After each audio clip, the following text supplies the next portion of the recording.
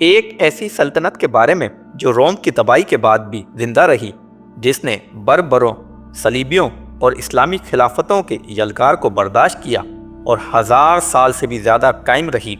ایک ایسی سلطنت جو اس وقت یورپ کی محافظ تھی جب روم کھنڈر بن چکا تھا، اور پھر بھی آج یہ عادی بولی بصری افسانوں اور غفلت کی تہہ میں دفن ہے۔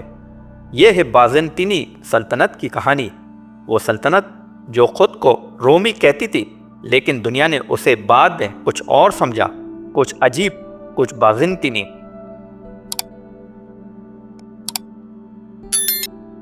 جب مغربی رومن سلطنت 476 عیسوی میں ڈہ گئی تو دنیا نے سوچا کہ روم ہمیشہ کے لیے ختم ہو گیا، لیکن مشرق میں بوسفن کے کنارے رومی شعلہ ابھی بھی روشن تھا۔ قسطنطنیہ جو کبھی بیزنطم کہلاتا تھا، نیا روم بن گیا۔ سنگ مرمر، فسفسی موزیک اور عظیم گنبدوں کا جھگمگاتا ہیرا، ایک ایسا قلعہ جو تقریباً 1000 سال تک قائم رہا جب روم خود برباد ہو چکا تھا۔ بہت کم لوگ جانتے ہیں کہ جب یورپ کے بادشاہ اپنی بکھری ہوئی سلطنتوں کو سنبھالنے کے لیے جدوجہد کر رہے تھے، بازنطینی اب بھی سڑکیں، آبی گزرگاہیں، کتب خانے اور 3 براعظموں کو جوڑنے والے تجارتی راستے قائم رکھے ہوئے تھے۔ بازنطینی سلطنت ایک تضاد تھی، یہ رومن بھی تھی مگر یونانی زبان بولتی تھی، یہ مسیحی بھی تھی مگر ساتھ ساتھ پرانے رومی ورثے کو بھی لیے ہوئے تھی۔ اس کے بادشاہ اپنے آپ کو کیسر اور آکسٹن کہلواتے تھے، مگر انہیں صلیب سے مزین تاج پہنایا جاتا تھا۔ یہ ایک طرف تو کلاسیکی علم کا محافظ تھا، دوسری طرف محل کی سازشوں اور خونی سیاست کا مرکز۔ اپنے عروج پر 6 صدی میں شہنشاہ جسٹینین کے دور میں بازنطینی سلطنت اسپین سے شام تک، شمالی افریقہ سے بلکان تک پھیلی ہوئی تھی۔ جسٹینین کا خواب صرف ایک تھا، رومی سلطنت کو اس کے پرانے جاہ و جلال کے ساتھ دوبارہ زندہ کرنا۔ اس نے بے رحمی سے ٹیکس بڑھائے، بحیرہ روم کے اطراف جنگیں لڑی اور ایسے تعمیراتی عجائبات بنائے جن میں سب سے عظیم تھی حاجیہ صوفیہ، ایک کلیسان جس کا گنبد آج بھی انسانی عقل کو حیران کرتا ہے۔ یہ صرف ایک سلطنت نہیں تھی، یہ ایک ایسی تہذیب تھی جو اپنے آپ کو پتھر اور صحیفے میں ہمیشہ کے لیے امر کرنا چاہتی تھی۔ مگر جسٹینین کی حکومت کی قیمت خوفناک تھی۔ اس کی فتوحات نے خزانے خالی کر دیا، اس کی جنگوں نے شہروں کو اجاڑ دیا، اور 541 عیسوی کی وبا، تاریخ کی سب سے ہلاکت خیز بیماریوں میں سے ایک، نے سلطنت کی نصف آبادی کو نگل لیا۔ اس وقت سلطنت کو ختم ہو جانا چاہیے تھا، مگر یہ زندہ رہی، مزید سخت، مزید مختلف، اور ہر گزرتے صدی کے ساتھ کم رومی اور زیادہ بازنطینی بنتی گئی۔ بازنطینی سلطنت زندہ رہنے کی ماہر تھی۔ وہ سفارتکاری کو تلوار کی طرح استعمال کرتے تھے۔ جب لڑائی نہیں جیت سکتے تو دشمنوں کو سونے سے خرید لیتے۔ وہ شہزادیاں دوسری سلطنتوں میں بیاہ دیتے تاکہ اتحادی بن جائیں، اور جب سب ناکام ہو جاتا تو وہ ایک ایسا ہتھیار استعمال کرتے جس کا خوف افسانہ بن گیا۔ یونانی آگ، ایک پراثر جو پانی پر بھی جلتا ہے، جہازوں اور انسانوں سے چمٹ جاتا، ایک ایسا ابتدائی ناپام جس کے سامنے کوئی بحری بیڑا ٹک نہیں سکتا تھا۔ مذہب اس سلطنت کی طاقت بھی تھا اور کمزوری بھی۔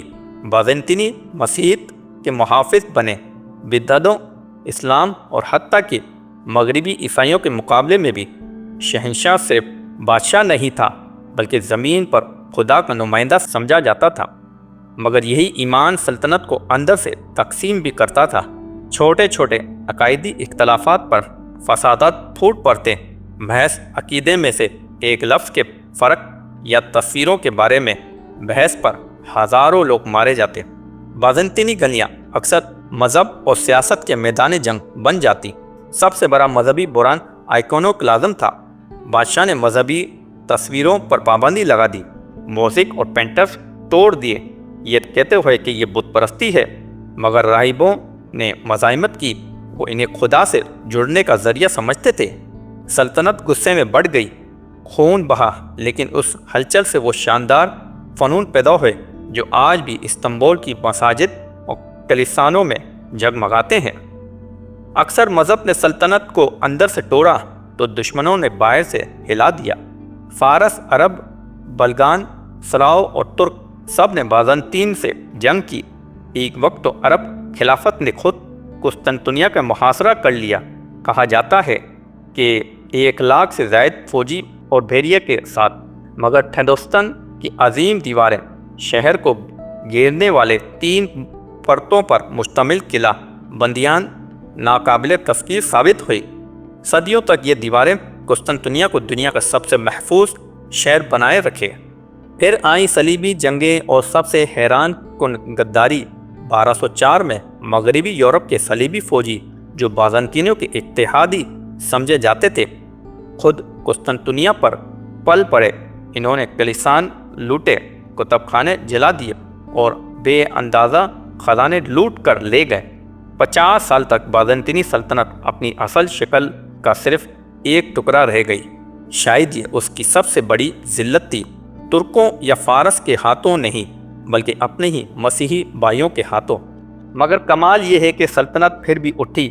پائیولوجس خاندان نے 1261 میں قسطنطنیہ واپس لے لیا، لیکن شہر اب اپنی پرانی شان کا سایہ بن چکا تھا۔ جو کبھی دنیا کا سب سے امیر شہر تھا، وہ اب زخموں سے بھرا خالی اور دشمنوں میں گھرا ہوا تھا۔ پھر بھی بازنطینی عالم، فنکار اور راہب قدیم مخطوط محافظ کرتے رہے۔ یونان اور روم کے وہ متوں جو بعد میں اٹلی میں نشستہ ثانیہ کو بھڑکانے والے بنے۔ بازنطین کی سب سے بڑی بدقسمتی یہ تھی کہ یہ تہذیبوں کے سنگم پر کھڑا تھا۔ اس کی دولت اور مقام اس کا سب سے بڑا تحفہ بھی تھا اور سب سے بڑا عذاب بھی۔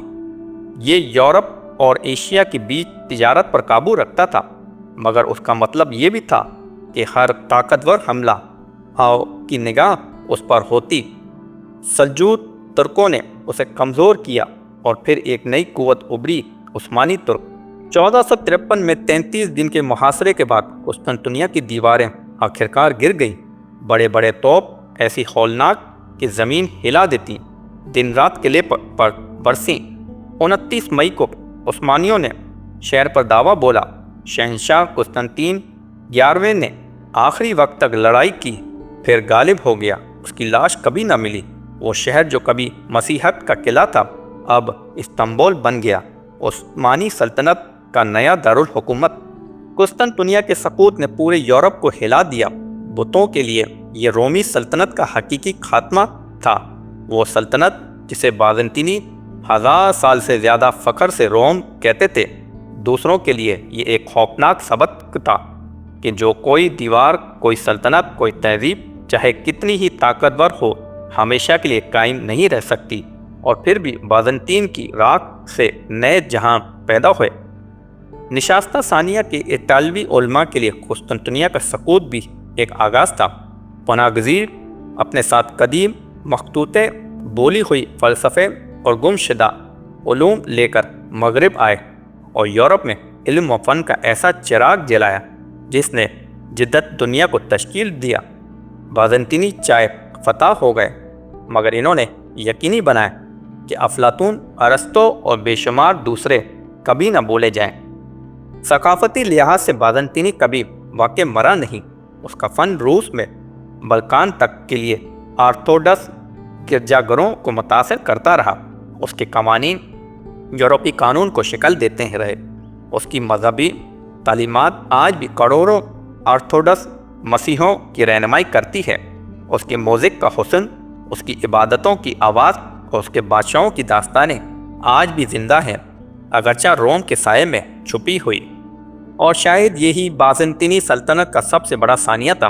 وہ اپنے آپ کو رومی سمجھتے تھے، اپنے آپ کو عبدی مانتے تھے، مگر دنیا نے انہیں دوسرے نام سے یاد کیا۔ انہیں بازنطینی کہا گیا، ایک ایسا لفظ جو آج سازش اور بدعنوانی کا مترادف ہے، لیکن حقیقت میں یہ وہ سلطنت تھی جو روم سے 1000 سال قائم رہی اور مشرق و مغرب کے بیچ ڈٹتی رہی۔ بازنطینی سلطنت کی کہانی صرف ایک بولی بصری ریاست کی کہانی نہیں، یہ مزاحمت، عظمت، غداری اور بقا کی کہانی ہے۔ یہ یاد دہانی ہے کہ تاریخ صرف فاتحین نہیں لکھتے بلکہ بعض اوقات زندہ بچ جانے والے بھی اسے مسخ کر دیتے ہیں۔ جب ہم حاجیہ صوفیہ کے موزق قسطنطنیہ کی ٹوٹی ہوئی دیواریں اور مخطوطے دیکھتے ہیں جنہوں نے نشستہ ثانیہ کو جنم دیا، تو ہمیں اپنے آپ سے سوال کرنا چاہیے کہ بازنطینی واقعی ایک گمشدہ سلطنت تھی یا یہ دراصل دنیا کی سب سے پائیدار سلطنت تھی۔